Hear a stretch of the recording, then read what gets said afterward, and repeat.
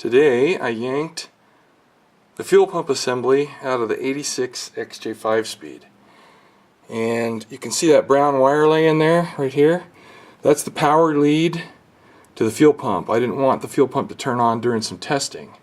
So, if you can see, the float is below the filter by quite a bit. It should be just above the filter. Okay, so what has been happening in real life is it sits like that. It's kind of bent over, so it sits on top of the filter. Well, let me show you what that means in here. Okay, so let's see if we can get the fuel gauge focused. Boy, that's some really lousy photography, isn't it? Okay, there we go. Okay, here we go. Turn the key on. See that? Quarter tank. My engine was shut off at a quarter tank. And that's because of how the float assembly was set up by somebody who was in here before. So let's try something else. If we put the float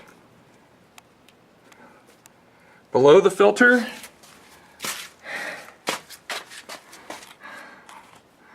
oh, look at that. It sits close to empty.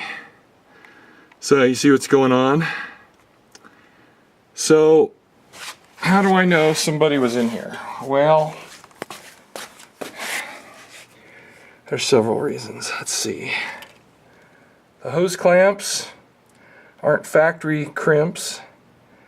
And the biggest problem,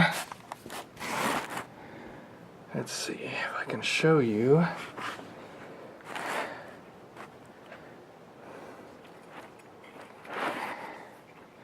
See this big glob here?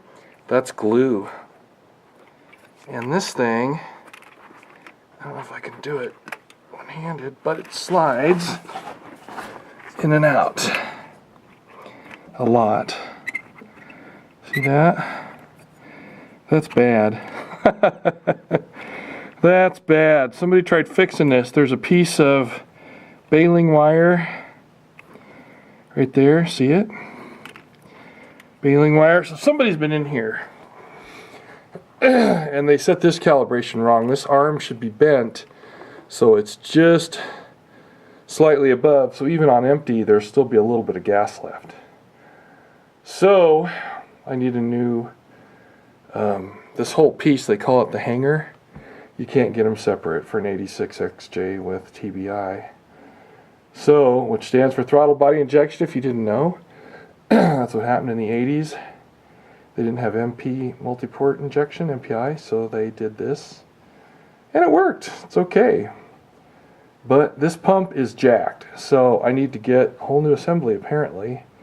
Now, there was a tiny piece of good news, but I don't know if I can show it to you. And it's upside down. Okay, so here we go. Can you see that writing on there, on the pump? I don't know if you can read it, but it says made in USA. Yay. So the pump is made in USA. But the rest of it I couldn't tell you. I don't know. Anyway, I need a new one. I was hoping somebody had an old one with a burned out pump, but nobody seemed to have one. So, and I think one of these wires coming out of the top here was, the insulation was cracked all the way through. So, I think it's time for a whole new assembly. I don't know if this is plastic. Let's see here. The filter right here, the filter strainer, I think that's brass. I don't think it's plastic, but I don't know for sure. This might be original with a refreshed pump. The fuel injection pump on this thing produces a net with the regulator produces 17 psi, whereas the 4 liters have 31 to 39 psi, depending on the RPM. So anyway, at least the sending unit works. It's just not calibrated right, so that can be fixed. at least it can reach 0 and it can reach full. And these little tabs here, you can bend them and calibrate the system, you know, to your gauge a little better. Anyway, so I didn't want the pump to run, as I mentioned earlier, so that's why this jumper's pulled, so I don't accidentally turn the pump on, run it dry. Alright, it's time to go hunt down a new pump assembly. $40 at the junkyard, $56 on eBay, $60 to $120 everywhere else.